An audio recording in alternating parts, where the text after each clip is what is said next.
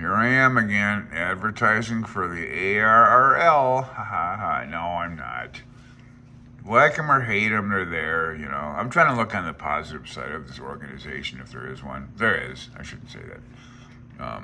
Anyway, I'm just going to talk about what I like about this whole thing. I mean, to me, this is like a good resource for a lot of ham radio stuff. There's a lot of news on here that there's actually a lot of people doing ham radio, a lot of younger people, older people, all of it. Like me and my things I want to do with ham radio.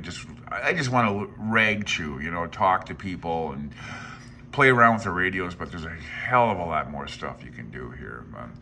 So right now I'm doing the 1950s Radio Amateurs Handbook. They have the newest one isn't available on CD, of course.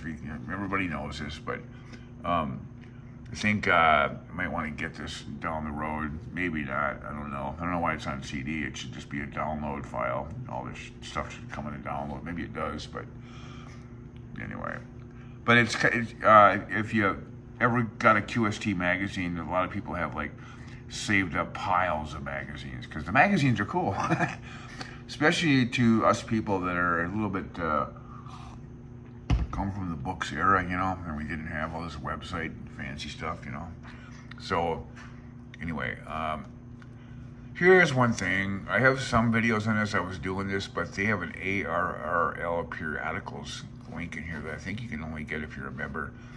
And what's cool is they showed up with the first QST from 1915. This is 1915 QST. And I was doing here it is, 1915.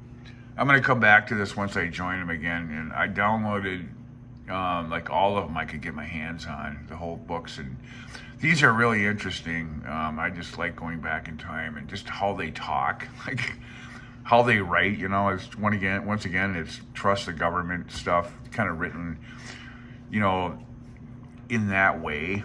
You know, it's just weird, man. But just the stories and just the articles and the technology they're trying to push back in the early days, when the turn of the century is to me is interesting. So I like history. That's why I like that. And then, so the whole point of doing the 1950 Radio Amateurs Handbook is I want to kind of build a backbone, or sort of not backbone, or yeah, I guess a backbone, but a foundation of theory from those days, because ham radio's been around for quite a while, and I want to get the you know, the vacuum tube technology understand it as well as I can, so I can work on the old radios I have, or even operate them. Like I bought these old radios over here, sitting over there, of course, all covered up, and I want to be able to take them, you know, take the covers off and adjust them, tune them, you know, align them, replace the tubes, replace the capacitors, resistors on my own. I don't really want to hire anybody to do it, you know. I want to learn how to do that myself, because I've seen some really good videos of guys and gals doing that and turning these old radios into just the great receiving and transmitting devices. So to me, that's interesting. Yeah, the new radios are great. Where's the new radios? Yeah, whatever.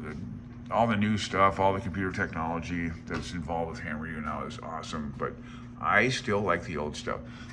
And then lastly, because I gotta get going here, is the licensing.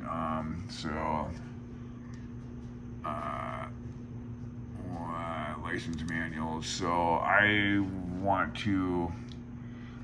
think I'm going to use these ARRLs stuff. And for me, I have a general class from the 70s. I think I'm going to get these two books and study the hell out of those so I can pass that one. So that's going to be the final icing on the cake after learning the 1950s radio amateur technology. So we're not in no rush for this. Just want to have a good background of the good old days before I do any of this. Okay, folks, that's it for today. 73 CLG, and have a good day. We'll talk to you soon.